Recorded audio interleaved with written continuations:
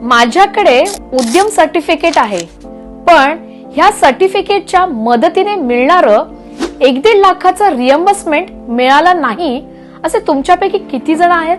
काय होतं, सरकारच्या असंख्य योजना आहेत आणि त्याचा फायदा न करून घेणारी असंख्य उद्योजक आहेत. PMEGP, CMEGP, IC code, MSME finance, ONDC registration, handicraft product certificate यापैकी किती योजना तुम्ही ऐकल्यात?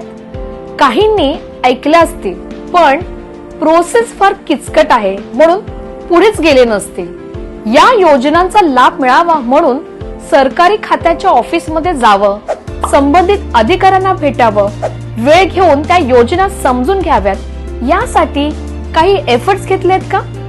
असो, आम्ही स्वतः झेप उद्योगिनीच्या माध्यमातून या सर्व योजनांची माहिती देण्यापासून, ती प्रोसेस करून घेण्यापासून त्याचा प्रत्यक्ष लाभ मिळवून देण्यासाठी तुमच्या सोबत असतो.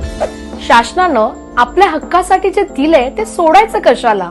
मला माहितीये, उद्यम सर्टिफिकेटच्या मदतीने मिळणारं 1 ते 1.5 लाख रुपयाचं रिएम्बर्समेंट कसं मिळवता येईल हे ऐकण्यासाठी तुम्ही थांबलात.